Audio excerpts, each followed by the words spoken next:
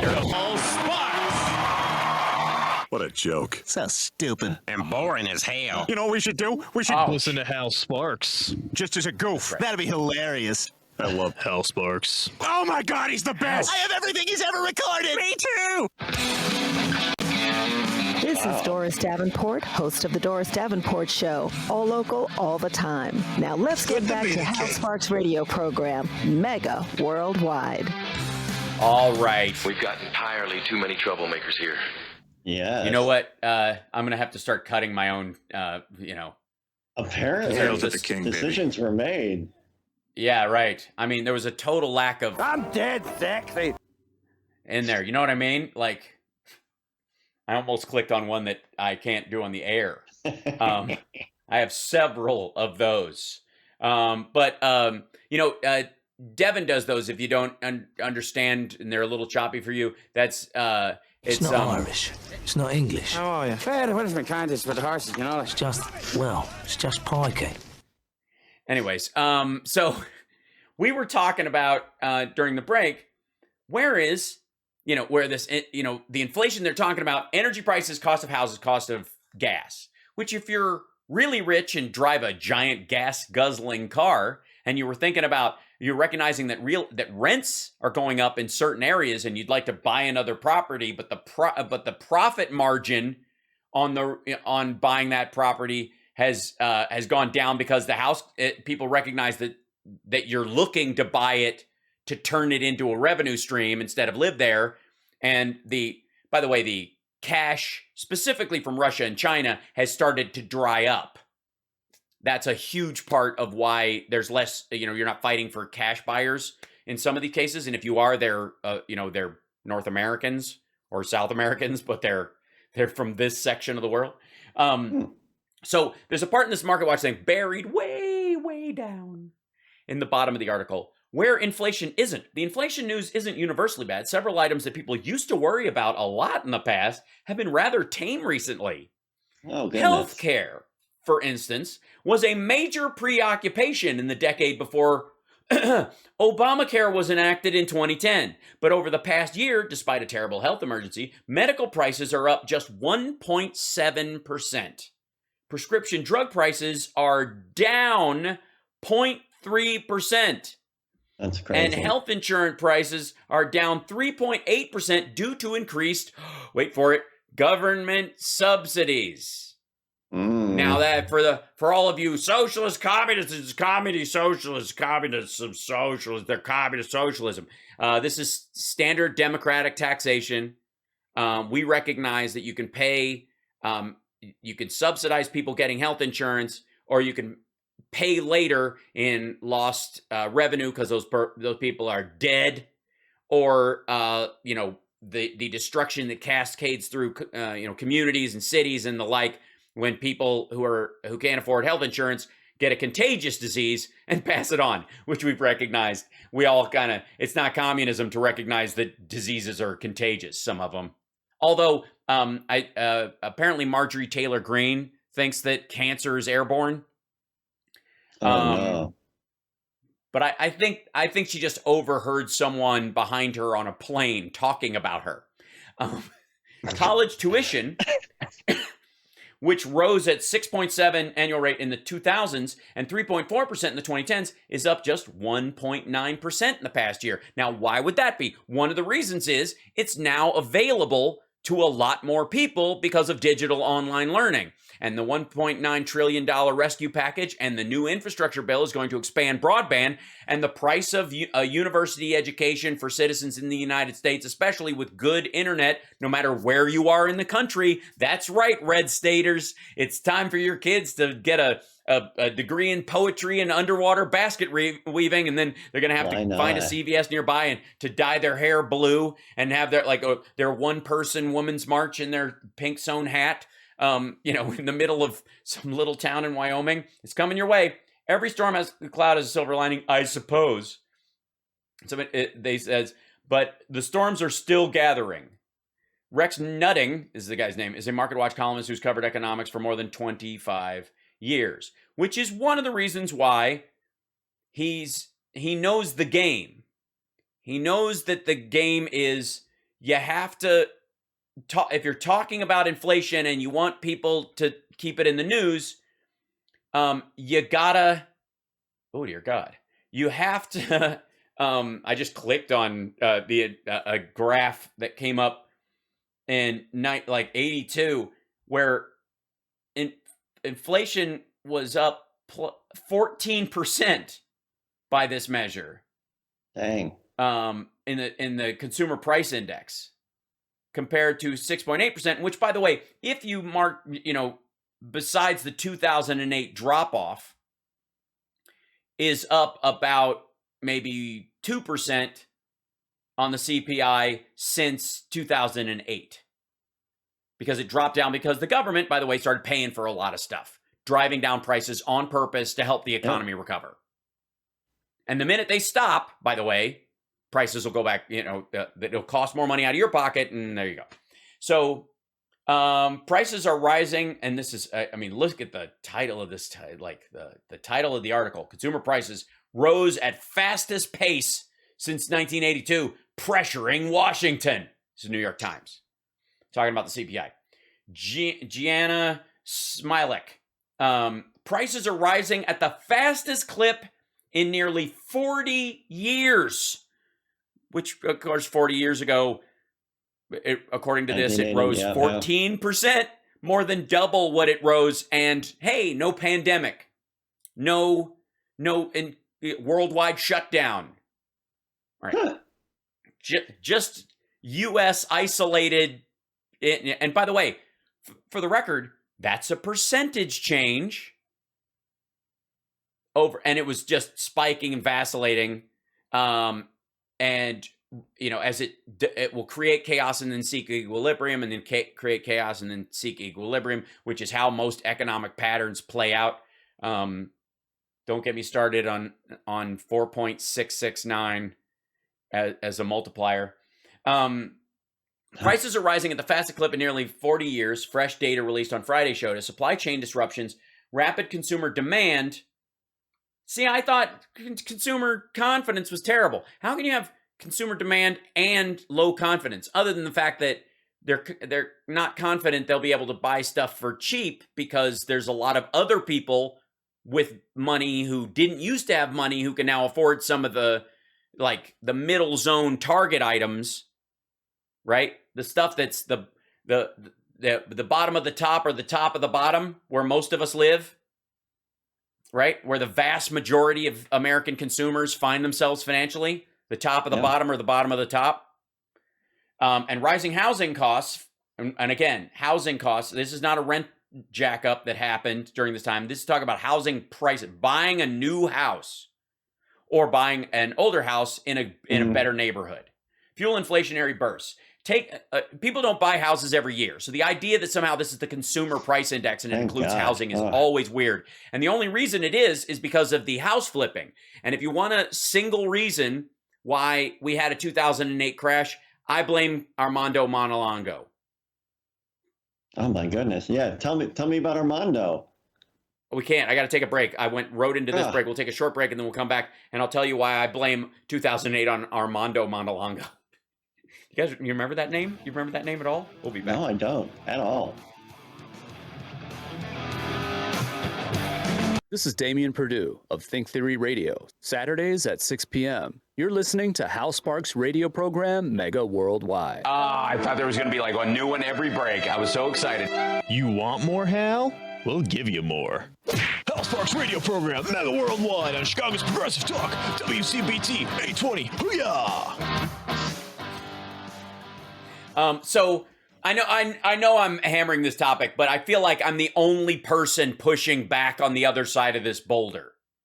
Because if you listen, if you watch any of the news, they'll tell you what I'm telling you in the articles, but they'll wait till paragraph 3 or paragraph 7 where they either know you've bailed out on the fear-mongering in the first 2 paragraphs, or they know that you're wealthy enough to see through the headline and you've got money to play with and a long-term investment strategy, so you'll read the rest of it and you'll weigh it against it.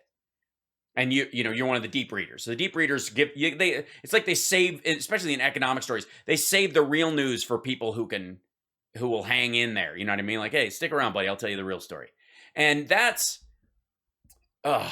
so we looked at that article from MarketWatch in the first hour. And then this is from the New York Times, that bastion of liberal thought. Listen to how this is characterized and see if you can spot the forehead slap in this. Prices are rising at the fastest clip in nearly 40 years. Rising at the fastest clip in nearly 40 years. Are they more expensive based on mean wages or any of that in the last 40 years? No. Does it sound like they are from that sentence? Yeah. They're rising because they fell off a cliff last year. And nearly fresh data released on Friday showed as supply chain disruptions, rapid consumer demand, and rising housing costs fuel an inflationary burst. The spike in consumer costs could spell trouble for officials at the Federal Reserve and the White House, who are trying to calibrate policy at a moment when the labor market has yet to completely heal from the pandemic, but price increases are proving more persistent than policymakers had expected. Largely, that's out of news. You tell people things are more expensive, they're prepared to pay more for it. They don't haggle by not going. They just figure, everything's getting expensive. I better buy it quickly before it's gone. The empty shelves conversation mixed with the higher price is a psyop, effectively, from the financial markets and the sales industry. They both work. All right. The Consumer Price Index climbed 6.8% in the year through November. So year over year from last year, right? We sputtered. Remember, we had a big secondary wave of COVID right before the election, all that kind of stuff. Yeah. It was tanking. The fastest pace since 1982. Now, there was not a drop ahead of that was based on any kind of pandemic. Again, in 1982, that was the economic policy, and it was still twice what we're seeing. And we've had other times when we've been close to this kind of a pace bump up, close, like the drop off in 2008. By the way, we're not hearing articles about how like stuff's so cheap all of a sudden when 2008 happens, right? Just everybody's breaking the world's okay. After stripping out food and fuel, which can move around a lot from month to month, this is the first person, by the way, to admit that fact, that these fluctuate based on seasonal usage, and that gas gets jacked up in the summer, especially when people are on vacation for the first time, and people are going like, all right, we're kind of out of this, and we've been vaccinated, let's go visit people, and they knew they had you, so they drove the prices up. And then when school came back, what I thought happened. And they were, right, there's been a slight tick up in that regard. And it's not all us, again, it's worldwide. Inflation climbed by, which can move around. Inflation climbed by 4.9% if you remove food and fuel, which are related in why they're costing more. That was the quickest annual reading since 1991. Again, there was no 1990 pandemic. There are economic factors worldwide that have to do with how we tailor our economy that affect us like this with some regularity. But acting like this is somehow miraculously evil or whatever is an attempt to manipulate the American consumer out of their hard-earned dollars, or in some case, their government-subsidized dollars, while they were waiting until they could go back and make some hard-earned dollars. Right. Monthly price increases, the change between October and November rather than over the past year, did moderate somewhat, but still rose at an unusually rapid pace. Now, that's because they were unusually low still in some of these industries. So 0.8% is a lot, but it was under the 1% they thought it was going to be. So it moderated, but rose at an unusually rapid pace. What they mean is they predicted it was going to be worse, and it was actually lower than they thought. The question is, what happens next? Fed officials have become increasingly concerned about inflation, both because they've been, by the way, they're not concerned about inflation. I'm just going to let the cat out of the bag. The Fed is not worried about inflation. They're worried about deflation next fall. because there's a backup of goods, and China's going to be dumping goods on the market to try and get their, to re-seize their control of manufacturing in the world, which is going downhill at a rapid pace. And Evergrande, that company I was talking about for a while, defaulted this week officially on their foreign bondholders. There was a question: were they going to do it? They got a 30-day grace period. They did it. And you know how people found out they defaulted, Johnny? How do you think they found out? How do you think they normally find out? I don't even know what a typical way to find out about that kind of thing is. Well, typically, the financial regulators will get a heads up from the company, and they will inform the market while that company informs their bondholders in a call or a in-person gathering. That's usually how it works. The way people found out was that no one at Evergrande would answer their phone. Oh, that's a good one. The That's money a good move.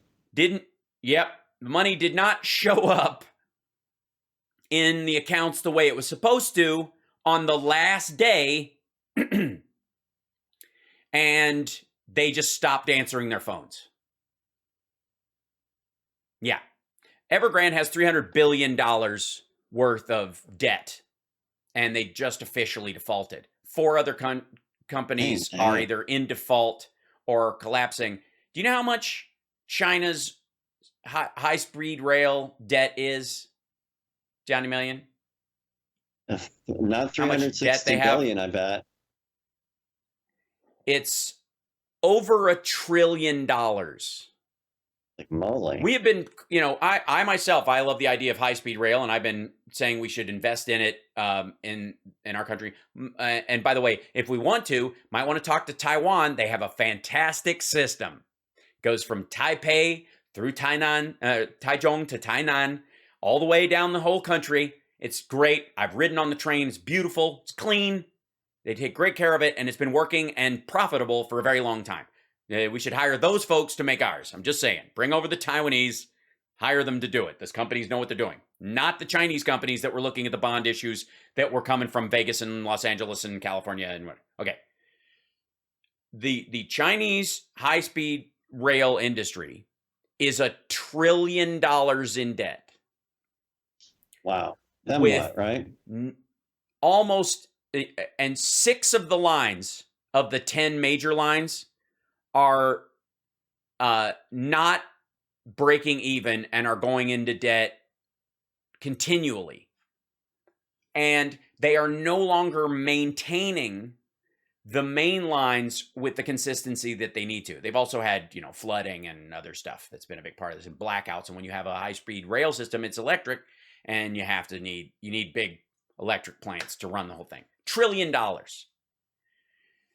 It's about to default as well. They'll probably hide that because it's semi-nationalized through 3 other things, and they can do a lot of shuffling, but each province is responsible for the debt that's been accrued by the lines in their territories. And it's $1 trillion. That's unreal. Of useless debt. It's not, we're not talking about the U.S. highway system that, over time cost about that much to put together and pays for itself thousands of times over in productivity and other stuff every year. There are 6 dead train lines for all practical purpose, with, trains that are a quarter mile long practically in some cases, with 15 people on them. That's on top of the Evergrande situation.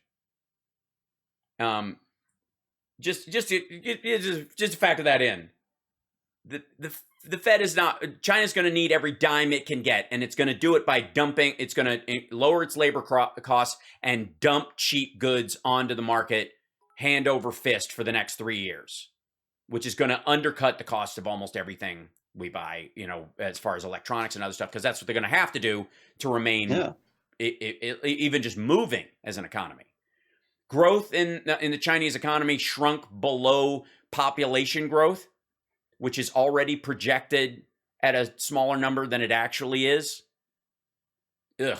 I mean, it's bad. It's really bad. Every piece of news I see out of China economically right now, it just gets worse every second. China, for those of you that are wondering about how much debt China owns of ours, they own about 8% of our foreign debt. And they've been increasingly shedding it over the last 5 years. That's a whole other conversation about the economic story you've been told about American debt. Again, we hold most of our own debt in the United States. And then like pension funds and other folks buying bond issues of U.S. bonds over time. We owe pension funds and we owe the Social Security safety net. That's where all the money's being borrowed from when we use it. And we pay interest on it, and that's what keeps them functioning year to year. So that's why they go, Social Security checks won't go out if we don't increase the debt limit. That's what they're talking about because that's who we're paying. All right. It just keeps, it's a simple oversimplification, but that's how it works. It just keeps the pressure on Fed officials. Fed officials have become increasingly concerned about inflation, both because the uptick has lasted longer than expected and because it shows signs of broadening to areas less affected by the pandemic, ramping up the risk that rapid gains could become entrenched. By the way, that's from wage growth. That's what they're talking about. People with more money can pay more money for stuff. And Wall Street hates that. So they're always going to be mad. They're always going to be mad that you're making more money because their profit margin goes down. And if they raise the price, you're going to, it's why the same thing that costs $20 in America costs $20 in Canada, Canadian, even though the monetary exchange is different. And even though the labor and costs fluctuate back and forth between who makes it, because the consumer thinks that's worth $20 to me. $20 means psychologically the same thing to a Canadian as it does to an American, no matter how much the variance. Even when it's stark, even when it's half the price, when the Canadian loonie was 56 US cents. Earlier this year, price increases were concentrated in goods. Used cars and couches were in demand as the pandemic changed people's lifestyles. Factories around the world struggled to keep up with the surge in buying, in part because shutdowns tied the virus to the virus upended production. Shipping routes and ports also became clogged as demand followed an atypical pattern, and that's where it falls. Atypical pattern. You consumers, and you're finally having money and being able to make your own decisions, are driving certain people who were counting on you getting broke and staying that way, who were big Trump supporters economically, who know that you can live a little piece of the poor pie is way easier to get through fear, intimidation, and manipulation than trying to talk rich people out of a small price of a piece of what they got. With too many U.S.-bound goods trying to leave Asia in particular, supply came up short, prices leapt higher. And by the way, this is a problem that was born 20 years ago. Those disruptions were expected to be temporary. Instead, they've lasted for months.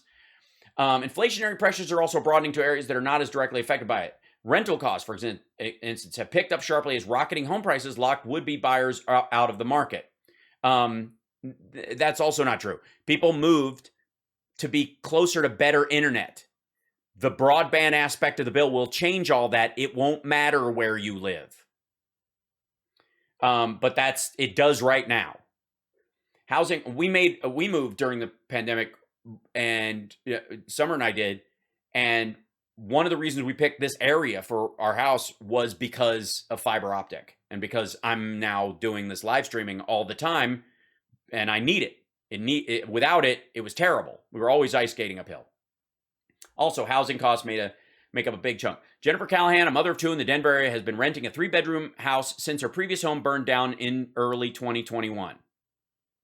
We'll just leave that there. But local rents are jumping, and she worries that she won't be able to find a comparable place for anything like the $2,400 she and her housemate are paying if their lease isn't renewed. Homes in this area are selling for crazy, crazy amounts of money. It totally then screws up the rental market. We got to take a break. We'll be back right after this. The House Sparks Radio program, Mega Worldwide on WCPT Radio, Chicago's Progressive Talk.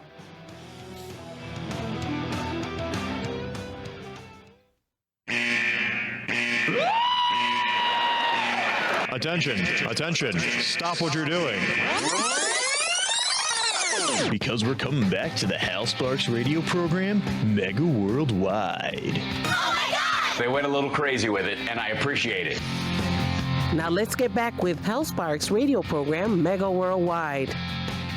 The one reason that you see them using the CPI, the Consumer Price Index, on a lot of these things is because if they use the standard of living one, it creates a bunch of grumbles.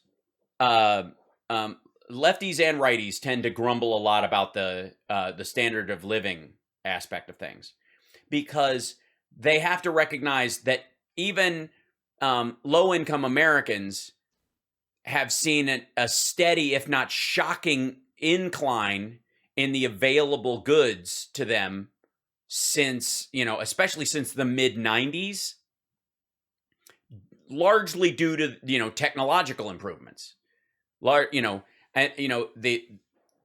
Many people may know I still have it, my original Macintosh. That's so neat. The 128K Mac that I have. And it has a keyboard and a mouse, and the mouse has like an old-fashioned like screw-in computer plug on it, and the keyboard uses a telephone cable to go to the thing, and it has no hard drive, and it could hold 128K in its RAM, and you had to load every program you had on a disk, and it would run off the disk while using that 128K just as, just to not forget exactly what you're doing, right? And it had like a little missile game. You and I played it at the house a couple of times. Remember that? Where you'd fire on these things and these guys would be approaching the hillside, and if they managed to make it, they could climb up and get you, and you'd it was like a targeting game using early physics. Missile command. Mm-hmm. Yeah. But like amazing at the time. But that computer, and I grew up around computers because my next door neighbor was the chairman of the school board, and Apple was handing out computers at one point, and they were trying to get schools to use computers and get them in there. So they gave my next door neighbor out in the country, out in Peaks Mill, an Apple 2E, I think it was, or whatever. It was had a separate monitor and base and all this stuff, and you would load programs using a cassette recorder. And that computer at that time cost about $5,000. My dad splurged when we were in Chicago because he had to do some architectural work, and his company would split the cost for it to get him a computer at home, and he got this early Mac, because that's what they were using at the architectural firm, it was $3,000. The printer, which was a dot matrix printer, was $1,200. Good Lord. And not in 2021 dollars. Back when the dollar was worth even more. So by comparison, we're talking about spending somewhere between $5,000 and $7,000 for a computer that can't hold two programs in memory at once. Yeah. And so that's one of the reasons, whether or not people make use of what's available to them is a bigger and bigger part of this conversation. But no one isn't aware of the idea that the phone you've got in your pocket has more computing power than all the computers that ran the Apollo mission, right? We've heard that one forever. It goes even further than that. I mean, they have more computing power than our nuclear capability in the 70s as a country in just your phone, just the calculation ability of that. The fact that there are apps where you can translate by voice right now. And insanity. I mean, things that are like James Bond level stuff, even in the cheapest phones. Yeah, I had a Trash 80 as well, ran on cartridges. Remember those things? You'd shove those in there. Those had more games to them. They were trying to get those in there with families because the typing program and the game cartridges looked kind of similar. And of course, were just equally as susceptible to cat fur. You had to go blow them out. Remember that? Just like ColecoVision and Atari cartridges. So the average person in the United States, even by going to a library for free, has access to more computing power whenever they want to use it. I suppose, maybe not in the middle of the night, than any human being with less than with higher than a Harvard degree since 1961. I mean, anyone. And Biden brought up this point this week that in this day and age, it is shameful that impoverished kids and their families have to go and park outside a fast food restaurant to use the Wi-Fi because the internet where they live is so terrible. And we should fix that. And even still, They can park outside a fast food restaurant and use Wi-Fi. We've all done it. You can get power from them to power, like what's available to the American consumer. And you compare that to the story of what's going on in Ethiopia and Kenya right now. When you look at the fact that they're still using slave labor in the Uyghur areas in Xinjiang, the recognition that our standard of living in the United States, even when it's bad, is great overall. And that inflation is driven, again, largely by this, and they keep saying is driven by this increased consumer demand for finer and finer goods. This rapid consumer demand is among the factors fueling the strongest inflationary burst in a generation. I want to leave that in your head for the next week as you listen to these inflation stories you're being told. And go, if you were in business and everybody was saying people are buying stuff and it's very expensive right now and you can get a great price for your products right now because the price is going up, what would you do? You'd increase production. What happens when you increase production? More available supply. What happens when everybody thinks that way? Right. Think about that 6 months to a year from now. The panic, whatever the public herd mentality is doing, financial markets will go the opposite direction because they know everyone overreacts. That's the end of the show today. We blazed through this and ended up being one topic, but I just we needed to cover this, and I need people to consider this in their thinking. You don't have to think everything I'm saying is right by any measure, but this should be part of your thinking every time you see these stories. It's the Hal Sparks Radio program, Mega Worldwide. We're here every Saturday, and we're glad to help you brighten your day and take that cinder block off your chest that the news keeps wanting to put there. We'll see you next time. Thank you, Johnny Million. Much love. Sparks. Thank you, chat room, everybody. And thank you, Devin, even though I know you hate my show and my heart is broken. Apparently. Ouch. This is terrible. I don't know why.